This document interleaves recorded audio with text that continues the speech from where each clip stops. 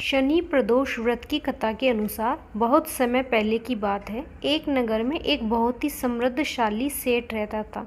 उसके घर में धन दौलत की कोई कमी नहीं थी। कारोबार से लेकर व्यवहार में सेठ जी का मिश्रण बहुत ही सच्चा था। वह हमेशा सबकी मदद करते। उनका स्वभाव बहुत दयालु था।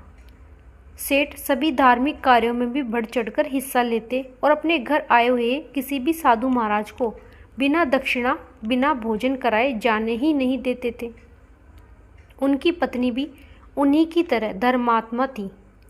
हर कदम पर पुण्य कार्यों में सेठ जी का साथ देती थी। लेकिन कहते हैं भगवान अपने भक्तों की परीक्षा लेते हैं।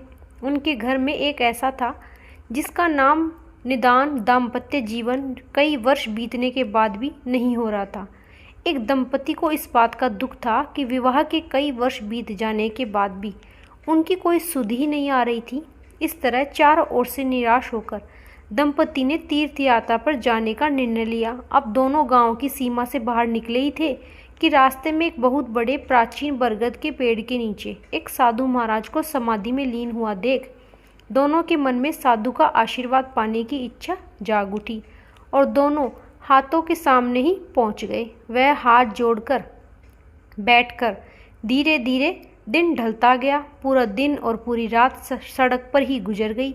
साधु महाराज की समाधि में लीन थे और उनके सामने बैठते ही दोनों दंपति बड़े धैर्य के साथ जुड़े हुए साधु की तरफ देखने लगे और समाधि टूटने का इंतजार करने लगे। इस प्रकार रात बीतने के बाद प्रातःकाल में महाराज समाधि से उठे और उन्होंने अपनी आंखें खोली तो पति पत्नी उन्हें देखकर मंद मंद मुस्कुराने लगे और बोले, मैंने तो तुम्हारी बड़ी ही पीड़ा देखी, लेकिन मैं तुम्हारे मुंह से सुनना चाहता हूँ कि तुम्हें क्या दुख है और किस कारण से तुम सारी रात इंतजार करते हुए बैठे रहे। साधु महाराज के वचनों को सुनकर सेठ दंपति ने अपना दुख महाराज को बताया और कहा कि महाराज, अगर कोई ऐसा उपाय है, ऐसा व्रत है जिसे करने से हमें संतान सुख की प्राप्ति हो, तो साधु महाराज कृपया करके हमें वह उपाय बताएं। हम विधिवत इस उपाय को जरूर करेंगे।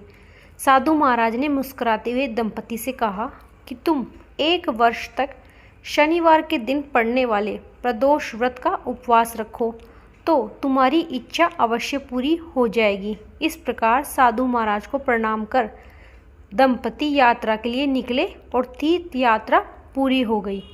तब महाराज द्वारा बताई विधि के अनुसार दोनों ने मिलकर शनि प्रदोष व्रत किया। इस प्रकार शनि प्रदोष व्रत करके दोनों श्रद्धा के साथ करने पर भगवान शिव के आशीर्वाद से दंपति को संतान सुख की प्राप्ति हुई। यह शनि प्रदोष व्रत कथा आपको पसंद आई हो तो लाइक करें। राधे राधे।